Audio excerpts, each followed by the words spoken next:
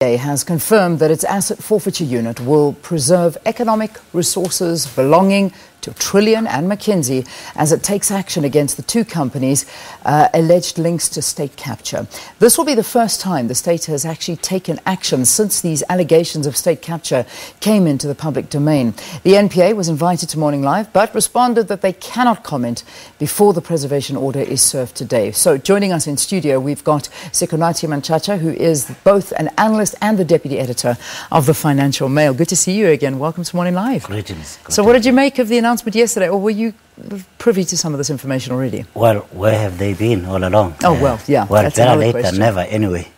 Better late than never. Yeah. We've been at it and we've been waiting for the past 9 months or so. Now the political winds have changed drastically and some obstacles have been removed in the way of the professionals and in the prosecuting and investigative agencies. So you now do see some action. It tells you exactly who has been the problem. Yeah, well, there you go. I mean, it seems that now the narrative is beginning to change, and I think it's going to change very, very fast if what we're hearing is true. I mean, even over the weekend, reports coming out that Sean Abrahams, that he's going to remove the NPA. I'm talking about our ANC president, Cyril Ramaphosa.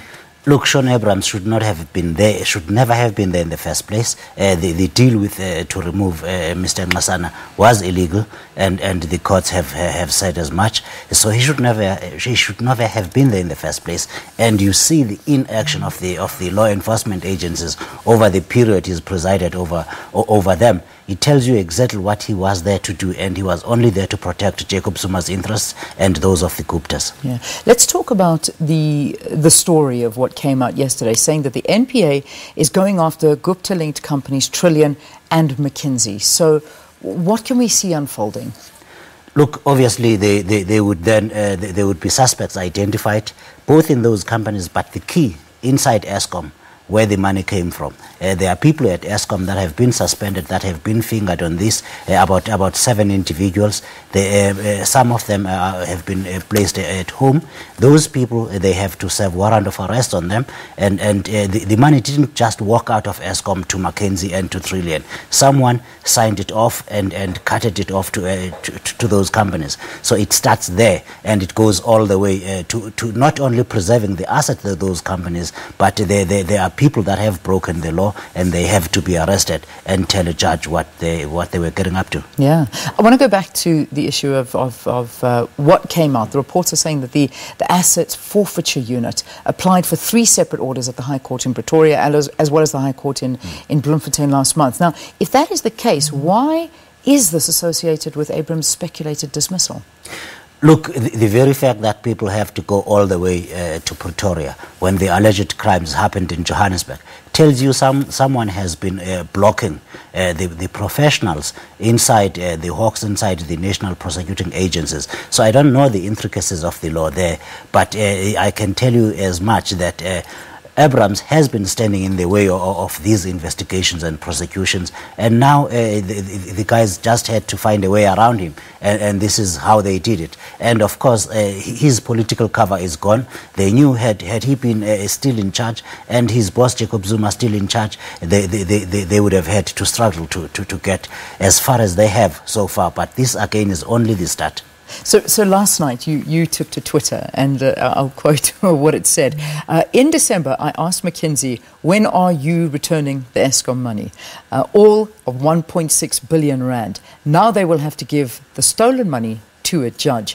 You basically sound very, very certain there that the assets are preserved or withheld for now until the finalization of the prosecution process. That's how it has to go. The Asset Forfeiture Unit then has to grab the assets and sell them off if it is not cash. It has to freeze bank accounts of the companies involved, whether they are in South Africa or overseas. And in the case of McKinsey, a lot of them will be in the United States of America and in other countries.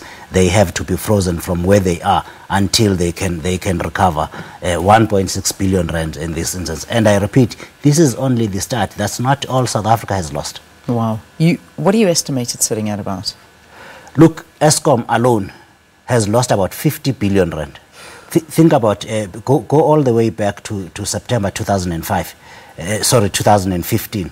The 50 billion rand is only then. But before then, a lot of money had been lost. You and I bailed out Eskom to the tune of 23 billion rand in cash. It was a cash bailout. There was another 60 billion rand debt write-off by the government. It said, okay, you guys can't afford to pay that loan. Don't. That was 83 billion rand.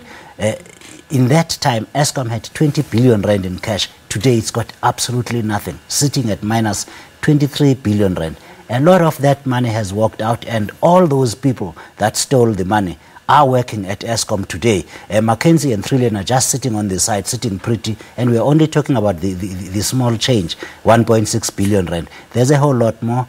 Arrests have to be made, and they have to start at Eskom, current and former, executive and board members. They have to tell us what on earth they have been doing over the past 10 years.